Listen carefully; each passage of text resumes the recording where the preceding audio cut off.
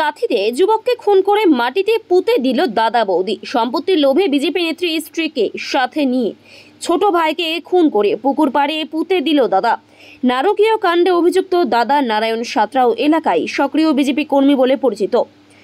পৈশাচিক ঘটনাটি মেদিনীপুর জেলার কাঁথি থানার অন্তর্গত মহিষাগোড গ্রাম পঞ্চায়েতের রতনপুর গ্রামের।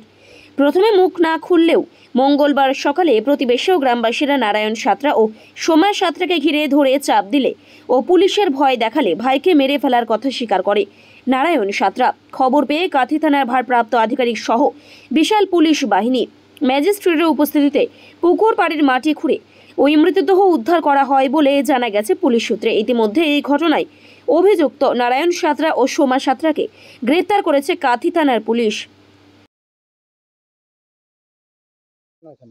এইখানে ঘটনা গত 2-3 দিন ধরে তার পরিবারের লোকজন আমাকে বলছে এইরকম আমার বাড়ির একজন সদস্য, নাম তার ডাকনাম হচ্ছেন মিঠুন, সে যেখানে সেখানে বাড়ির অত্যাচারের জন্য, মাথা ফাটিয়ে দেওয়ার জন্য বিভিন্ন সময় হাসপাতালে কখন পাগলাগারদে দিয়ে এসেছিল, তারপর ভালো হতে তাকে ছেড়ে দেয়। ছেড়ে দেওয়ার পর বাড়ি আসে, কিন্তু বাড়িতে অত্যধিক পাশবিক এবং মানসিক অত্যাচারের জন্য সে বাড়িতে আর ছিল না। বিভিন্ন জায়গায়, কোথায় স্কুলে, কোথায় লোকের বাড়িতে, বিভিন্ন জায়গায় ঘুরে বেড়াতো, খেত। কিন্তু গত 2 মাসে গ্রামের একটা অনুষ্ঠান হয়, সেখানে ও ছিল।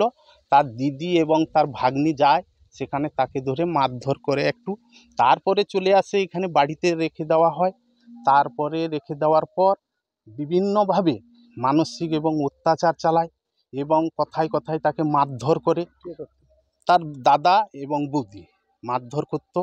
তারপরে খেতেও দিত না, আবার চলে যেত, আবার এসে থাকতো। তারপরে দেখলাম তার আত্মীয়দের মধ্যে বা তার জ্ঞাতির মধ্যে লোকজন বলছে যে সেই পাগল, তার নাম পাগল মতো, একটু মাথা গন্ডগোল ছিল আর কি, পাগল মতো, তাকে দেখতে পাচ্ছি না, কি ব্যাপার কি বলো, আমি একটু যোগাযোগ করো, তারপরে করো। তারা এসে যোগাযোগ করতে, চাপ দিতে আজকে সকালে নাকি স্বীকার করেছে যে এইরকম তাকে আমি মেরে পুঁতে দিয়েছি।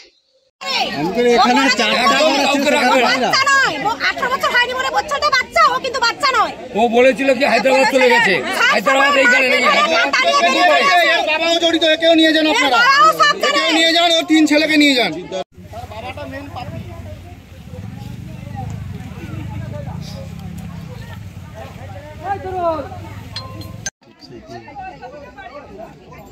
ব্যুরো রিপোর্ট, এখন সংবাদ।